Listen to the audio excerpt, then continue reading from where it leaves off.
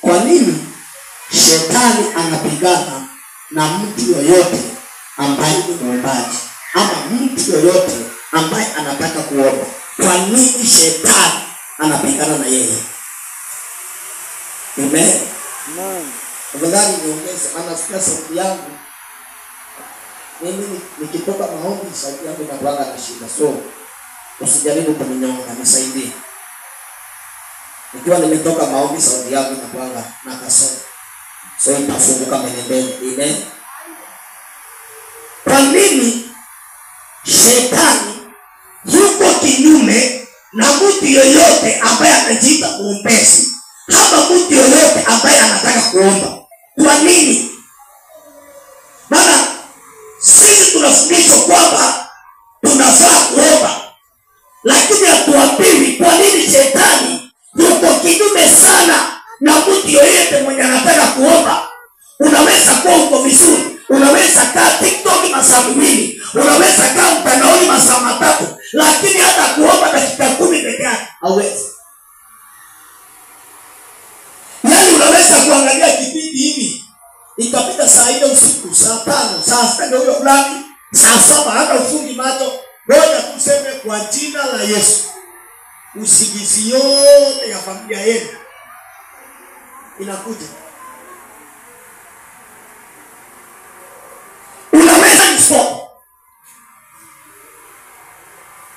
Unaweza kusengenya masaa 2 mfululizo bila kunyamaza, lakini ngoja ufike wakati wa maombi.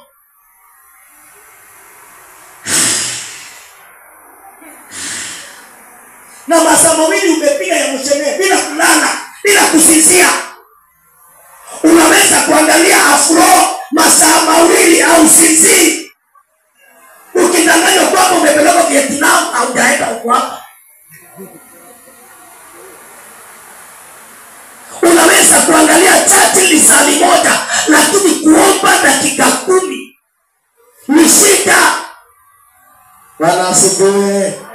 Amen. Amen. Nimekuja nikutulize kwa nini shetani yuko kinyume na maombi. Kwa nini shetani hataki uombe? Kwa nini shetani yuko sawa ukifanya kila kitu bora usiombe? Shetani yuko sawa ufanye kila kitu bora usiombe. Shetani ako sawa uhubiri bora usiombe. Ako sawa uimbe bora usiombe. Ako sawa tu ufanye kila kitu, lakini shida yake ni maombi. Kwa sababu unaweza kuhubiri pasipo na nguvu. Unaweza kuhubiri kama mtu anafundisha biology. Unaweza kuhubiri kama mtu anafundisha history. Unaweza kuhubiri kama mtu anafundisha Kiswahili. Mwenye chenye anahitaji tu ni kushika na kuja kufundisha. Haleluya. Lakini nguvu ya Mungu haipatikani kwa kuhubiri. Nguvu ya Mungu inapatikana kwa maombi. Na sasa ukishaomba, ukishaja maombi, chochote utakachokihubiri Mungu inakibeba, kinakuwa nguvu. Haleluya. Shetani hana shida na wewe ukitoa. Hana shida na wewe ukitoa. Maana anajua utatoa tu kama mlevi vile anaweza toa. Unatoa tu kama mtu analia vile anaweza toa. Sio ana shida na wewe ukitoa, lakini akona shida na wewe ukiwa mtu wa maombi. Haleluya. Na kanisa lisiloomba limekufa. Mtu asiyeomba amekufa.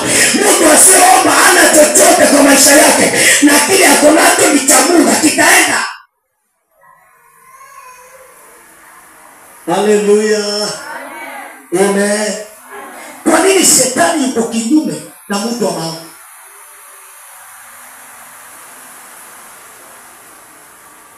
Una amani kabisa, una shida, ndoa yako haina shida, kila kitu kiko sawa. Ngoja tu uanze kuomba. Maisha yako yako sawa, hakuna kitu inashika, umetulia tu, una shida yote. Ngoja tu ujue kuomba. Vita zote zinaelekezwa kwako. Matatizo yote, ngoja tu uanze kuingia kwenye Mungu wa kiroho. kuelewa. Wewe maombi yako ambayo ya kuigiza huwezi kuelewa. Bwana asifiwe. Haleluya. Kwa nini shetani yuko kinyume na mtu ambaye anaomba? Kwa nini shetani ana shida na kanisa lisiloomba? Ni kwa sababu kanisa lisiloomba chenye kitajaa hapo ni masengenyo na chuki na maneno na vituko. Kanisa lisiloomba wasichana wakazao ovyo. Kanisa lisiloomba kitakuwa na vituko, maisha hapo, kuchukiana hapo, kurogana hapo, kufanyana vituko hapo. Maana hakuna Mungu. Maana palipo na maombi kuna nguvu ya Mungu mahali hapo. Haleluya. Ndio maana mimi sina haja na watu kuja. Niko na haja na watu ambao wanamtaka Mungu. Haleluya. Niko na haja na watu ambao wanamtaka Mungu. Nikamwambia tunaweza kujaa pete Sudan, lakini tukawa wote ni majabasi. Tunaweza kujaa hapa, lakini wenye wamejaa, huyu usengenyaji, huyu uongo, huyu mshirati, huyu apendane na huyu aongelesha na kanisa, huyu aongelesha na huyu amechana ni kanisa moja. Hiyo ni kanisa la majabasi. Anasifiwe. Najua imani zimeisha, lakini nikitoka nyumbani nilikuwa nimeziambia za kutosha. Haleluya. Amen. Amen. Amen. Na tu ikifika hapa amen hakuna.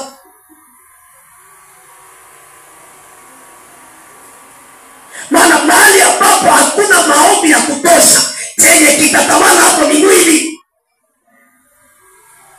Mahali ambapo hakuna maombi, chenye kitatawala ni hisia.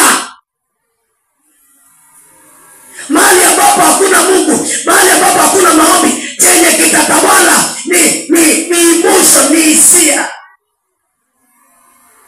Taenda kanisani njisikiza. Leo uliomba, sikuwa nasikia.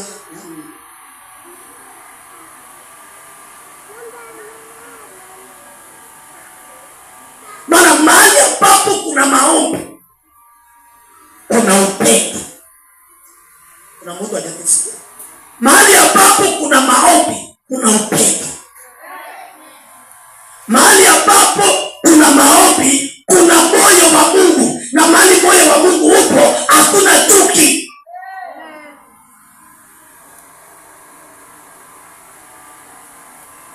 Kwa nini kanisa la Bwana? Nikawaambia hivi.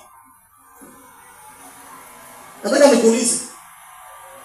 Wapo wale watu wote waliwahi kusema kwamba oh haleluya, halikwe. Kuanzia leo nimekuja kujiunga na nyinyi. Kama ingekuwa watu wote wako hapo, kila mtu mwenye anawahi kusema nakuja kukaa, kama wote wako hapo, sisi tungekuwa tumejaa mpaka huko. Lakini kwa sababu, kwa nini hawakai? Kwa nini hawakai? Ni kwa sababu anatoka kule nje amevunjwa moyo. Anatoka kule nje ameumizwa. Amekimbilia kwa nyumba ya Mungu. Amekimbilia mahali ambapo anaambiwa bado lipo tumaini. Alafu akija kanisani anakuta ni msengenyaji. Anakuta ni mtu limekaa chuki, halina Mungu, limetaa maisha ya kudanganya. Alijali mtu akiondoka kanisani, alijali mtu akianguka, alijali mtu akirudi kwa dunia, maana ajui hata mama ya Mungu.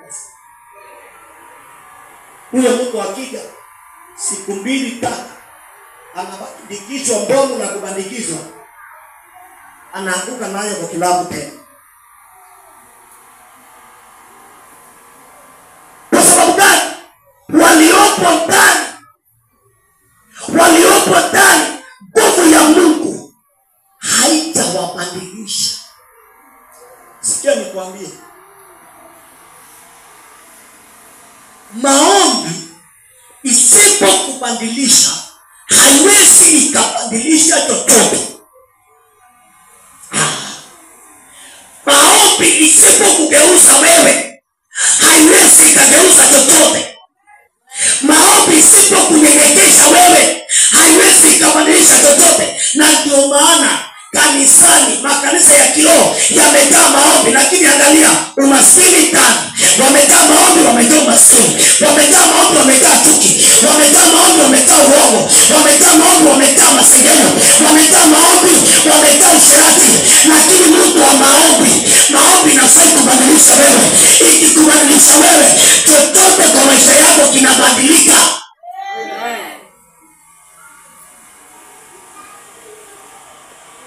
Maombi. Kwa nini shetani ako kinyume na maombi?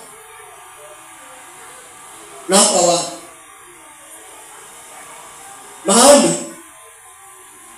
Prayer will bring you near to God. Maombi huwa inakuleta karibu na Mungu. Maombi inakuleta karibu na Mungu.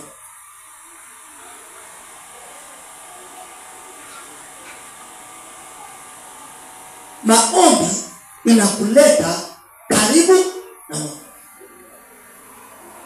Na mtu yeyote aliye karibu na Mungu ni vigumu sana shetani kumwangusha.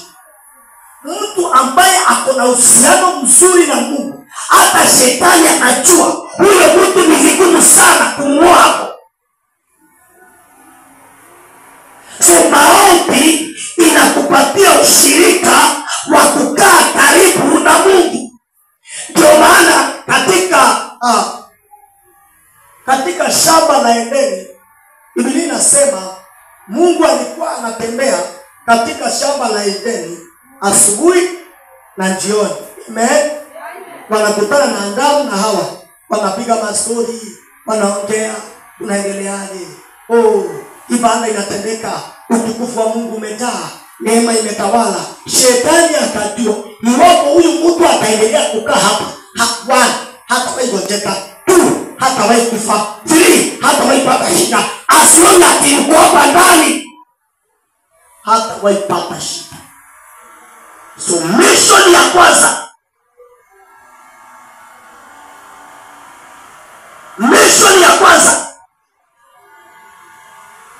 kuna siku nyingine nikakuuliza, kwa mfano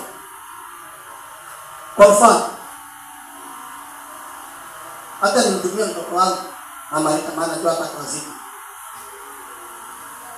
ikiwa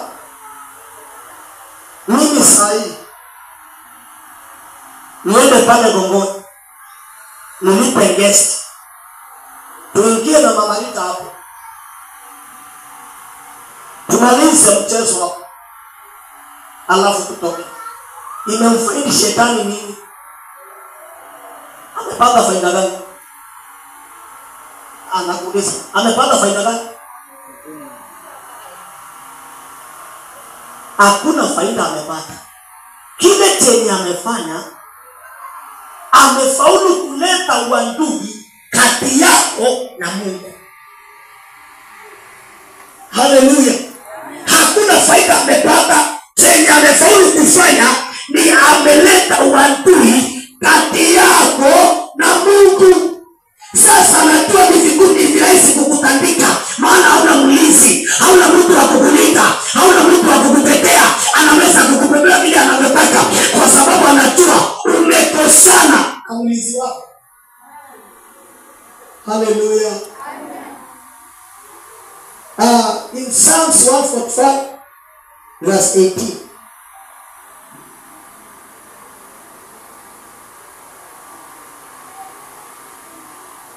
Verse 18. Psalms 145 verse 18.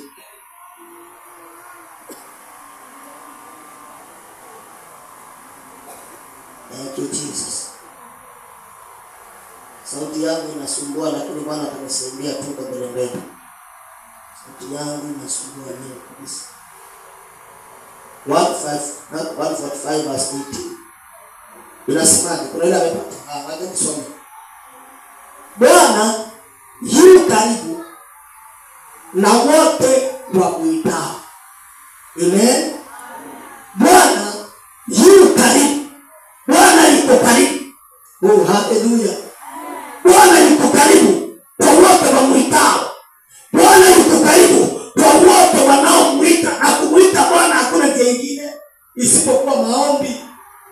Haleluya. Bwana yuko karibu. Bwana yuko karibu kwa wote wanaomuita. Bwana yuko karibu kwa watu wote wa maombi. Bwana yuko karibu kwa watu wote ambao wanamtafuta. Tena akamaliza kwa kusema wote wamuitao kwa uaminifu. Amen. Amen. Amen. 19. Bwana atawafanyia wamchao matakwa yao, naye atasikia kilio chao na kuwaokoa. Amen. Amen. Haleluya. Biblia inasema Bwana yuko karibu na wale wamwitao. Bwana yuko karibu na wale wanaomuomba, na akasema atawafanyia matakwa yao, na alafu akasema atasikia kilio chao wanapolia na kuwaokoa. So shetani anajua utakapoomba utafunguliwa, utakapoomba Bwana atakufanyia, utakapoomba utabarikiwa. So kwa sababu anajua ukiomba Bwana atakufanyia, Bwana atakutendea mahitaji ya moyo wako, kwa sababu shetani anajua ukiomba Bwana atasikia na atakuokoa. Sasa amekufunga, hauwezi omba, amekuacha tu uombe yangu. Amekuacha tu uombe yangu. Ndio maana umesumbuka kwa mwezi wote. Umesumbuka umeenda wapi? Ukisikia bana Nairobi unaenda, ukisikia mwingine ametoka Tanzania ndio huyo, ukisikia mwingine ametoka siku wapi ndio huyo, unaenda kwa sababu haujui. Majibu haiko kwa kuombewa. Najua imani zimeisha. Majibu haiko kwa kuombewa. Majibu iko kwa kuomba. Hakuna mahali Biblia inasema mkiombewa ama mkiitaniwa. Biblia inasema Bwana yuko karibu kwa wale ambao wanamuita. Haleluya. Anasema tena niiteni nami nitaitika. Kama Biblia yako inasema niitanieni, ama kuna mahali Biblia yako inasema nenda kuna Mungu akakuitania Mungu kwa niaba yako.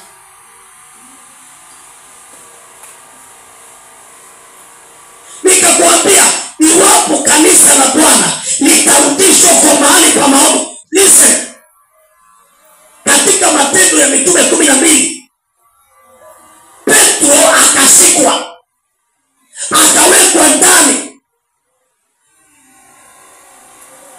Alipowekwa ndani na kubaomwa Matendo 12 utasoma yote. Kuna mahali utakutana hapo mahali Petro alishikwa. Ndio ujue kusoma Biblia. Petro akashikwa. Aliposhikwa akawekwa gerezani. Biblia inasema kanisa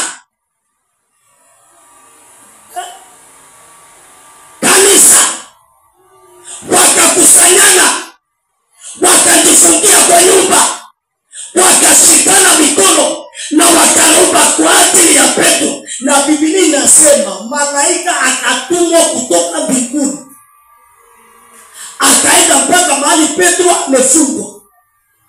Malaika akamfungua na milango yote ikaachilia. Waliosababisha ni akina nani? Waliosababisha ni akina nani? Mtume. Ndio maana nikawaambia mimi siamini katika kujitegemea. Mtume, mchungaji akashikwa, akawekwa ndani, waliobaki ni washirika. Lakini kwa sababu washirika walikuwa na roho ya baba yao, Petro alikuwa, Yesu aliwafundisha mitume kuomba. Alikuwa anaenda na wao milimani, aliwafundisha kuomba. Na kwa sababu aliwafundisha kuomba, mitume walipoachwa nao wakafundisha kanisa kuomba. Na ndio maana kanisa la kwanza lilikuwa na nguvu, lilikuwa na uwezo, lilikuwa na miujiza, lakini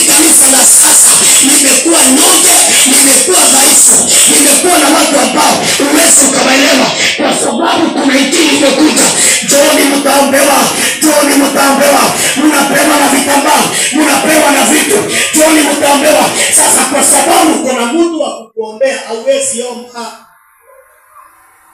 Lakini mimi nakwambia wasi mbele za Mungu.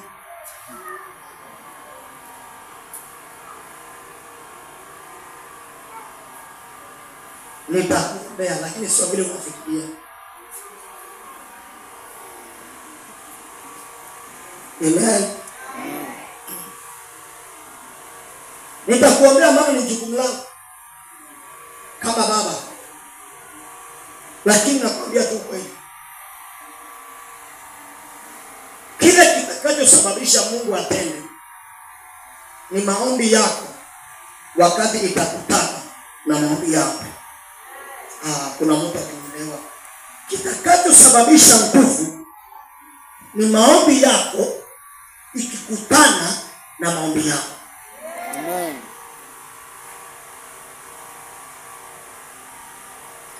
Kitakachosababisha Bwana atende muujiza kwa maisha yako ni maombi unayoyaomba, na maombi unayoyaomba yakikutana yanakuwa nguvu. So wewe usipoomba, hata kama niko na nguvu yenye na ubiri viti vinapepea juu, bado utabaki maskini, utabaki mtu wa kawaida, utasaidia kanisani, sisi hautatulaumu. Anasifiwe. Amen. Amen. Nikakuuliza, kuna msemo kule kwetu tunapewa kwamba tunaambiwa iwapo ng'ombe amezaa katoto kadogo na huyu ng'ombe hataki kunyonyesha hako katoto, anafanywa aje? Anafungwa miguu na mpaka masikio mpaka katoto kanyonya. Lakini mtu mmoja akauliza, na je, katoto kakikataa kunyonya?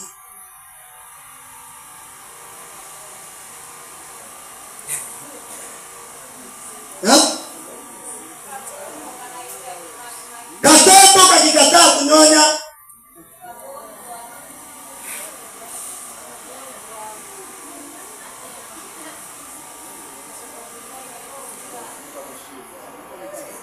alikwe. Katoto kakikataa kunyonya, sio kwamba ni kagonjwa, kako kasima kabisa, lakini kamekataa nini? Alafu baada ya hapo alikwe. Ikiwa mama amekataa, tutafunga mpaka masikio ndio kanyonyi.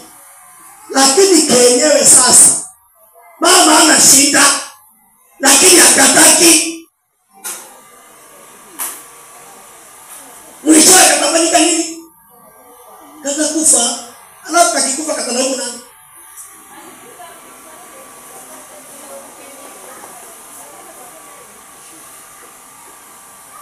Tulikuwa na mwalimu wa hesabu,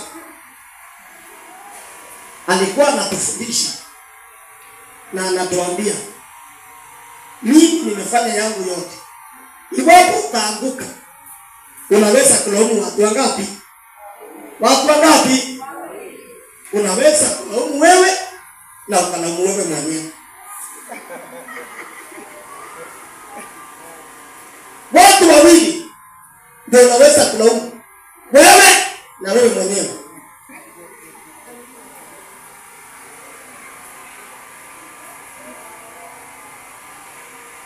Bwana asifiwe. Haleluya.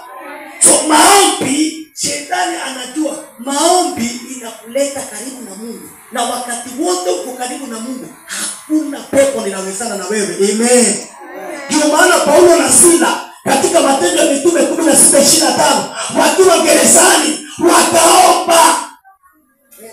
wakaomba na kumsifu Bwana. Biblia inasema nguvu za Mungu zikashuka hapo mahali pakatikisika. Nini kimetikisa? Mungu. Kwa nini pametikisika? Ni kwa sababu maombi. Tamani nipige mtu kofi. imesababisha mahali pale pakatikisika. Mtu wa maombi ameomba, na kwa sababu neno la Mungu linasema Mungu yuko karibu na wale wanaomuita. Sasa waliomuita wakaitana, lakini wako jela, na Bwana akaamua kuwafuata hapo jela. Bwana akaamua kwenda hapo jela. Ni kweli wamefungwa mikono na minyororo na malango yamefungwa, lakini kuna siri moja walikuwa wanajua, siri ya kumuita Bwana, na wakaitana. Na neno la Bwana linasema mkiniita na mimi naitika. Oh, haleluya! Mkiniita na mimi naitika. Walipoitana Bwana akaitika, alipoitika akakuja. Alipokuja akapata mwenye alikuwa anamuita yuko jela. Biblia inasema hata minyororo inamtoa Mungu.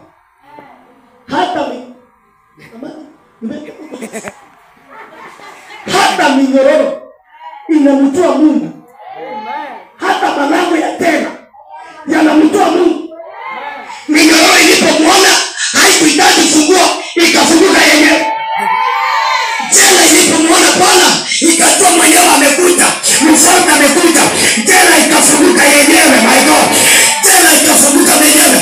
Nimekuja kukuambia, hauhitaji nabii, hauhitaji mtume, hauhitaji mchungaji, hauhitaji mwombezi, unahitaji kumwita Bwana na akuje kwa hiyo tatizo. Haleluya. Wakokoje, lakini kuna mahali wanajua kwamba Bwana anasema niite na mimi nitaitika.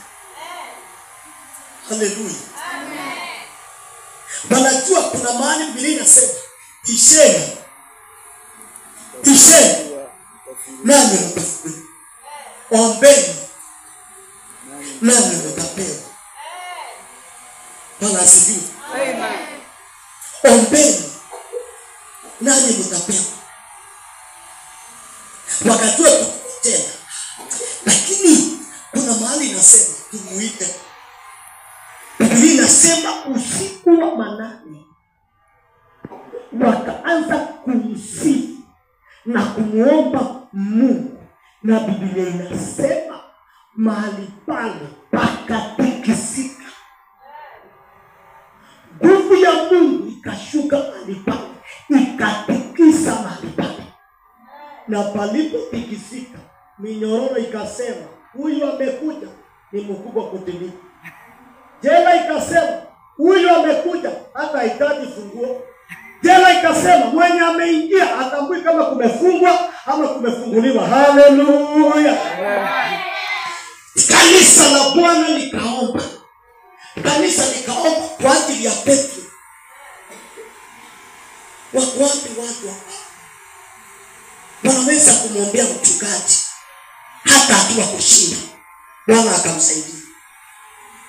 Wapi watu ambao wanaweza beba mzigo wa kuiombea madhabahu. Wapi watu ambao wanaweza beba mzigo wa kusema nitaomba mpaka Bwana ataponya ngoma hii, nitaomba mpaka Bwana ataiponya familia yetu. Ni nani huyo mtu atakayemuita Bwana? Oh my God, Bwana hataki kujua uko wapi. Bwana hataki kujua umeweka wapi. Wewe muite tu. Hataki kujua umefungwa na nini. Muite tu. Oh haleluya. Wewe usishinde kusubiri umefungwa na nini. Wewe muite tu. Mwambie tu Yesu njoo. Haleluya. Mwambie tu Yesu njoo. Wewe usijali hata kama ni miaka mingapi. Wewe mwambie Yesu njoo. Haleluya. Hata kama ni miaka na miaka. Hata my friend, wacha nikwambie, hakuna mtu ametoka kwa familia ya uchawi kama mimi. Watu hao wakwenda kujificha. Wakwetu inauzwa kwa kioski kama ndao, kama mchele. Na Bwana akanichomoa hapo. Haleluya. Bwana akanichomoa hapo. Bwana hatani uko wapi? Hatani ni nini kimekufunga?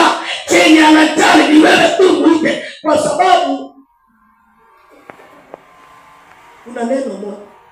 Hii wacha kuongea pole waambia wasisikie. Kuna neno moja ambalo shetani anajua. Na hili neno ndilo anatumia kufunga watu wengi. Mahali ambapo Biblia inasema katika Ufunuo wa Yohana, Revelation 3:20. Ufunuo wa Yohana 3:20 inasema ninabisha mlangoni. Ninabisha mlangoni. Ukifungua itaingia. Haleluya. Yesu anasema ninabisha mlangoni. Ukifungua nitaingia. Nikiingia nitafanya kikao kwako. Nikifanya kikao kwako nitakula na wewe. Haleluya. Wewe unashinda kuuliza hapa mchungaji na kuaje umekaa kwa ndoa miaka hiyo yote. Wewe mimi kwangu Yesu anakujanga kukula hapa. Haleluya. Maana alisema nabisha mlangoni. Ukifungua nitaingia. Haleluya. Alafu nikiingia nitakaa na wewe.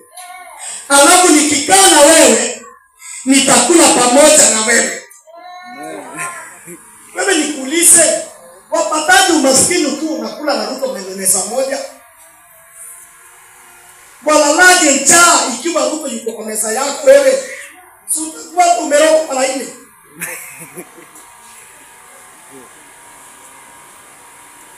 Bwana asifiwe. Amen.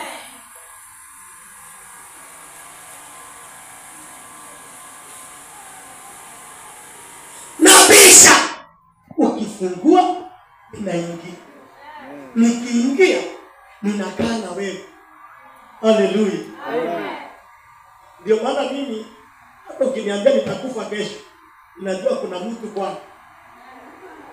Najua kuna mtu tunakulanga na yeye. Haleluya. Amen. Ninajua kuna mtu aliniambia nikifungua ataingia, na akiingia tunakula na yeye. Haleluya. Haleluya. Na Biblia inasema halali wala asisi. So hata wakati nimelala yeye amenilinda kwa. Wakati nafikiria mimi nimelala kuna mtu yuko kwangu kwa meza. Maana tunakulanga na yeye. Na hivyo ndivyo neno la Mungu limesema.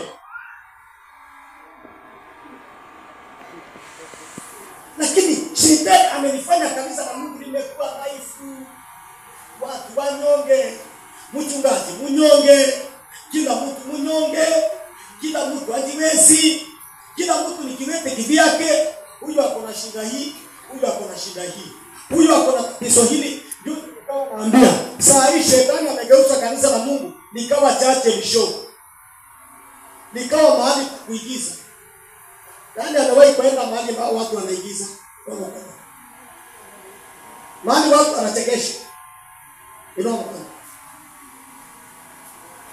Unawahi kwenda mahali watu wanaigiza, wanacheka. Unawahi kwenda bila. Sawa, hata kama hujawahi kwenda umeangalia kwa simu.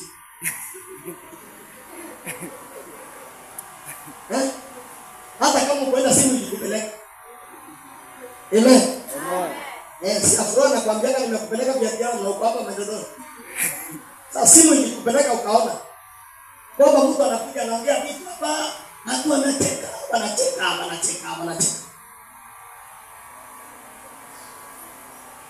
Mtu mwenye anacheka ananaiwa rent. Watoto wako nyumbani. Ndoa iko na shida. Nyumbani apokaliki na kazi imeisha. Lakini amekaa mahali anachekesha.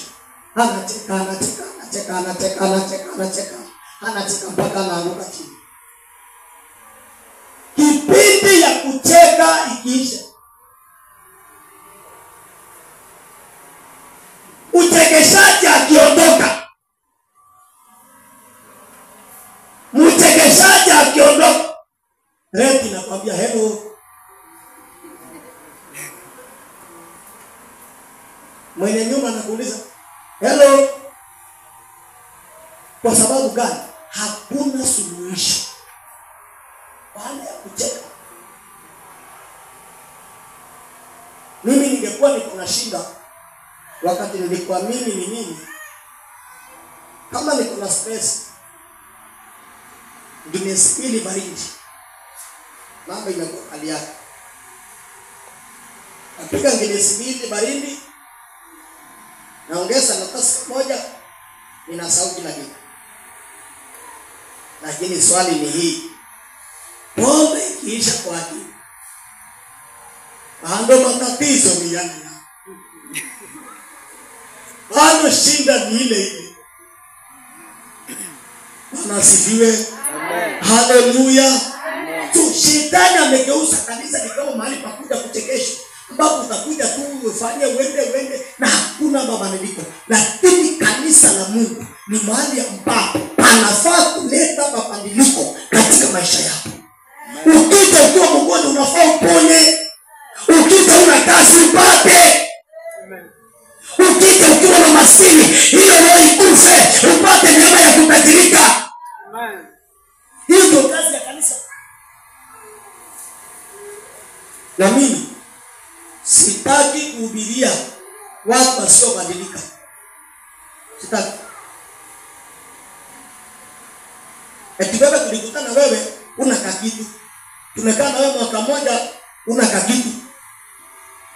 Tumekaa tena mwaka wa pili inabidi nikuite kukutana. Inabidi nikuulize baba wako ni nani? Inabidi nikuulize. Bwana asifiwe.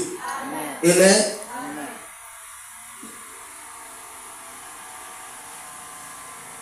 Maombi inamleta mtu karibu na Mungu.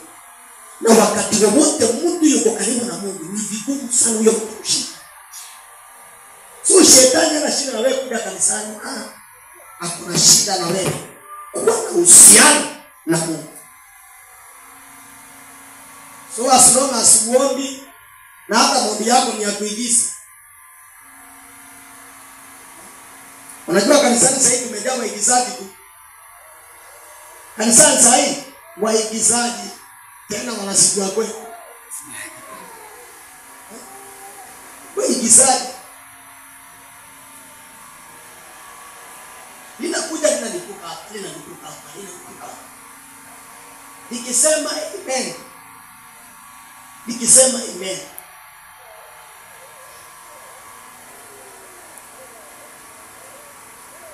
Kama alikuwa Mungu, sasa naongeza level.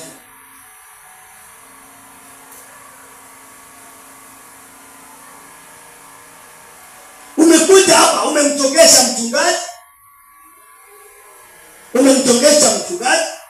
Umeanguka. Umetuweka hasara ya kuvunja kiti. Na wewe mwenyewe umebaki yule.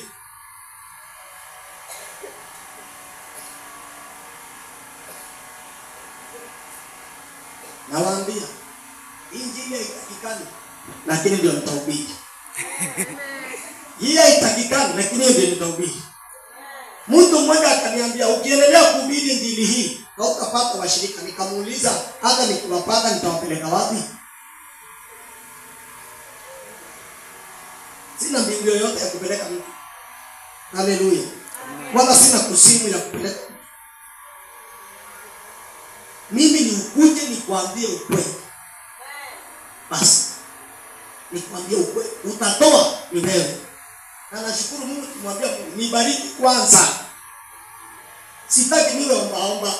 Eti nianze kugeuza injili hivi ndio unipe.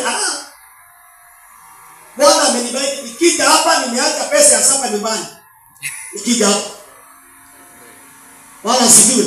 Amen. Nikija hapa nimeacha pesa ya kukula nyumbani. So hata nikikaa mpaka saa 2 sitapigiwa simu. Labda nitapigiwa ya kwenda kukula. So na ubiri hapa nikiwa na uhakika. Oh my God. Mtumishi, kama kuna ombi unafaa uombe. Omba Mungu akubariki. Omba Mungu kwambie Bwana nataka unibariki nihubiri kwa ujasiri. Dhambi niite dhambi. Pasipo kuogopa. Wakuogopa aondoke, lakini dhambi niite dhambi. Hivyo. Mwatoa sawa. Hamukutoa Yesu ni Bwana. Nimekula, nimelala na raha. Haleluya. Lakini ukweli peke yake ndio nitahubiri. Na sina injili nyingine. Nimejaribu kutafuta ingine hakuna. Akikweli nimejituma habilisi nikwambie, ninaona gari yako inakuja. Nimejaribu haiendi. Kana sifiwe. Nimejaribu nikwambie naona kontina yako inatoka China, haiendi.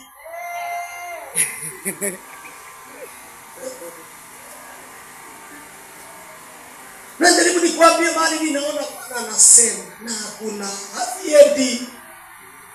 Mimi tu hata nirudi kile Bwana ameniambia nirudi. Amen. Amen. Hallelujah. Amen. Na najua mimi ukishika hiki, nina uhakika lazima Bwana atakubariki. Hallelujah.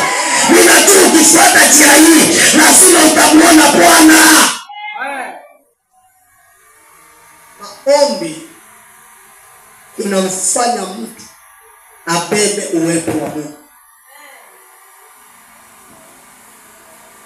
Anasifiwa. Amen. Na mahali yenda hali kwa familia moja. Nilipofika tu hata sijaongea chochote. Nikaanza kusikia nini ndio hata sijaongea. Kumbe hata mapepo yanajua mtu wa maombi. Hallelujah. Amen. Maombi namba 2 nimalize. Prayer will make easy for God to bless you. Maombi itafungua njia ya Mungu kukubariki. Maombi itarahisisha Mungu kukubariki.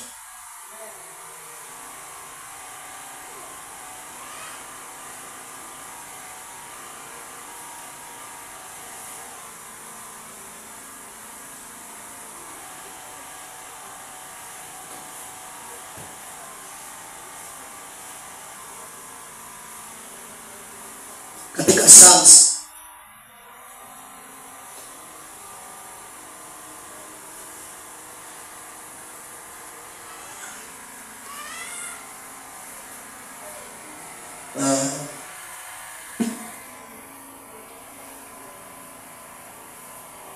Psalms 23 verse 1. 23 verse 1. Biblia inasema Bwana ni nani? Bwana ndiye nani? Bwana ndiye nani? Mchungaji wangu. Alafu sitapungukiwa na alafu sitafanya nini? Sitapungukiwa na kitu. Bwana ndiye nani? Mchungaji wangu. Alafu sitapungukiwa na kitu. So inamaanisha nini? Ikiwa Bwana ndiye mchungaji wangu, niko sawa. Hallelujah. Amen. Ikiwa Bwana ndiye mchungaji wangu, mimi sitaki mchungaji mwingine. Kwa nini?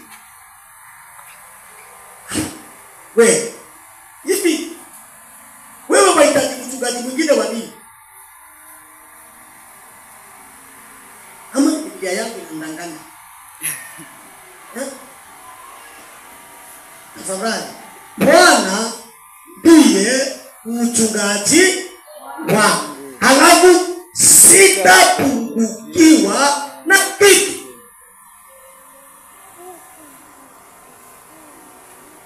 Maombi yanamleta Bwana anakuwa mchungaji. Halafu akiwa mchungaji, yeye ndiye anakuelekeza. Hallelujah. Amen. Amen. Kuna mtu aliniuliza, pastor, nikuulize, ni njia gani rahisi ya mtu kupata pesa? Nikamwambia njia moja tu rahisi. Mpate kwenye pesa.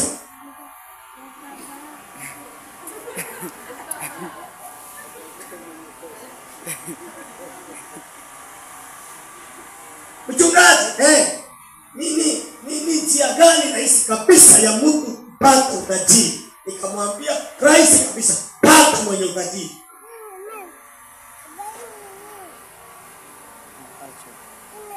Hallelujah. Hallelujah. Amen. Amen. Amen. Pastor, nitafanikiwaje? Rahisi, pata mwenye mafanikio.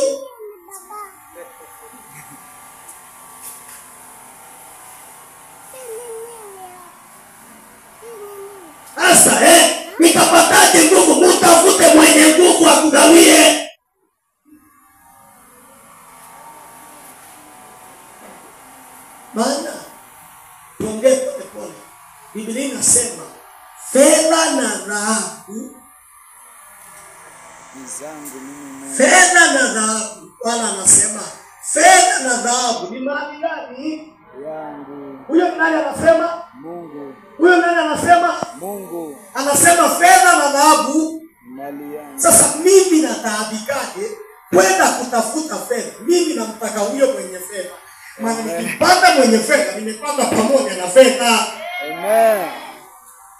Ndio maana akasema tafuteni kwanza ufalme wa Mungu. Natamani niweke mtu ngumi. Yaani injili nimejaribu kuifanya rahisi ndio uelewe kabisa. Anasema tafuteni kwanza nini? Ufalme wa Mungu. Alafu vitu vingine vyote mtajaziwa. Alitaja nini hapo? Alisema vitu vyote ikiwemo ndoa, ikiwemo pesa, ikiwemo afya, ikiwemo watoto, ikiwemo huduma, ikiwemo Yesu. Mimi nahitaji nini? Nimtafuta huyu, nitafuta ufalme. Nikitafuta ufalme, hizi vitu zingine zote mtajaliziwa.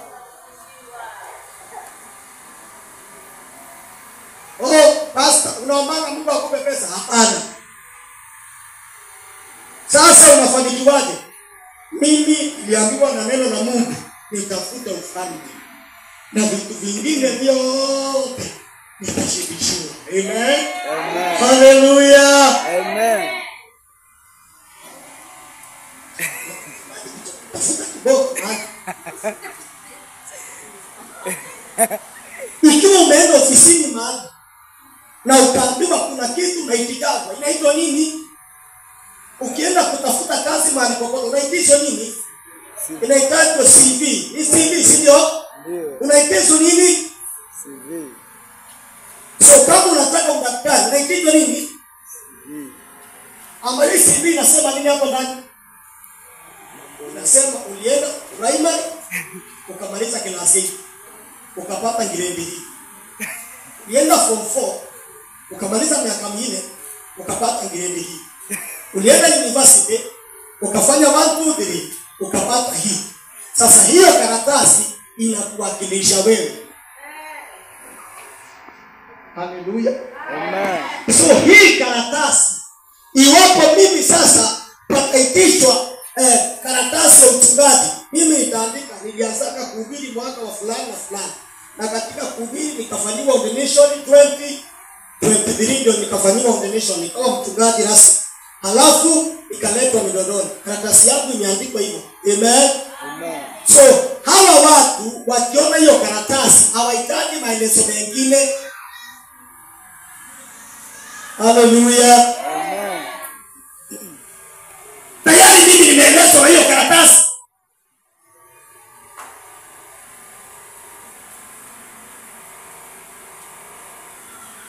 So katika ulimwengu wa kiroho, kitambulisho cha baraka ni kumjua Mungu. Ni kumjua nani? Mungu. Kitambulisho cha Mungu kukubariki ni kumjua Mungu. Ile siku utamjua Mungu, umefungua mlango wa kubarikiwa. Amen. Amen. Ukifungua mlango wa kuomba na kumjua Mungu, Bwana anakuwa mchungaji wako. Amen. Amen. Amen. Wewe nikuulize. Nataka nikuulize bwana. Nani amewahi kuwa na mbuzi ama kondoo ama ng'ombe? Umewahi kuwa na mbuzi, umewahi kuwa na ng'ombe, umewahi kuwa na kondoo? Inua mkono. Hata kama sio yako, kwenu nyumbani. Kwenu nyumbani. Inua mkono. Haya. Nataka nikuulize. Ni siku gani huyo mbuzi ama kondoo alikwambia nataka unipeleke ngoyani, nataka kukula?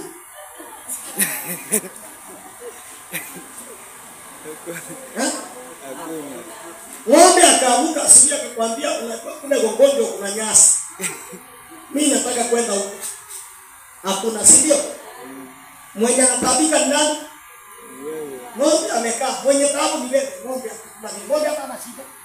Wewe ndio maana ng'ombe hii wewe ndio mchungaji wake. Na kwa sababu wewe ndio mchungaji wake, wewe ndio utaapike. Kwa sababu wewe ndio mchungaji wa hii mbuzi, wewe ndio utaapike. Utapeleka moyani ni wewe. Utapeleka wapi ni wewe. Wewe ndio utaapika. Ulisie mahali kuna nyasi, ndio ng'ombe ikule. Kwa sababu gani? Wewe ndio mchungaji wa hiyo ng'ombe. Amen. Hallelujah. Sasa mimi sitaapiki, mchungaji wangu anataapika nipate. Amen. Yesu ndio mchungaji wangu. Yeye anatoa nitakula nini, nitalalaje, nitakaa wewe. Yesu ndio mchungaji wangu. Wewe uko hapo.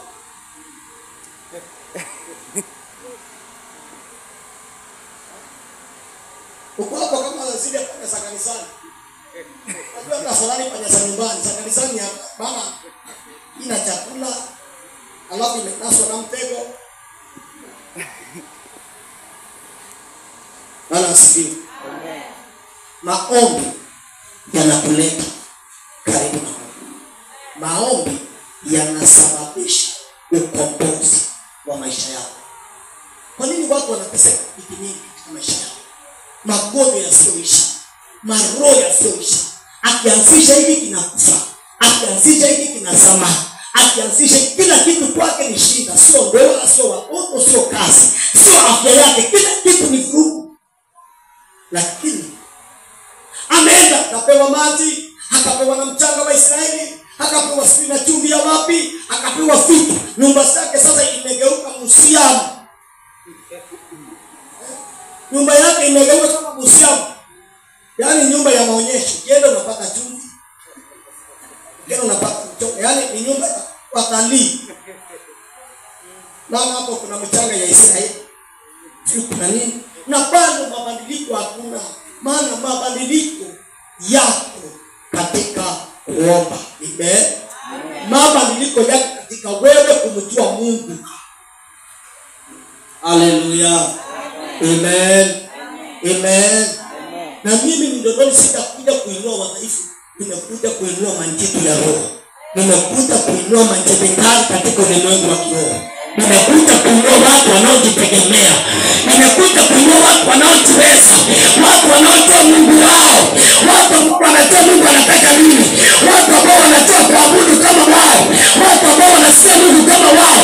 Watu ambao wanasema na wao. Watu ambao mbingu zimefunguka. Baraka wamebarikiwa.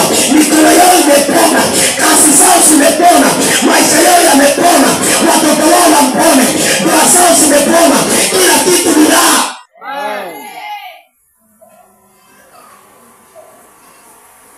Wewe unataka ukae na umaskini alafu nitanunuliwa huko na nani? Hala asifiwe. Wewe unataka ukae na umaskini, suti nitatolewa na nani?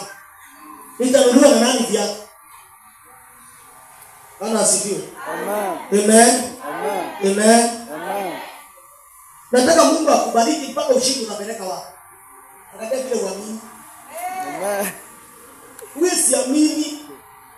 Ujiamini kabisa. Nataka Mungu akubariki. Tukikutana tu hivi ni hatari. Chungaji tukanunua huko pale huko. Maana asifiwe. Amen. Amen.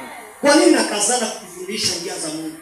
Kwa sababu najua ukifanikiwa wewe, nimefanikiwa mimi. Amen. Simama kwa miguu yako.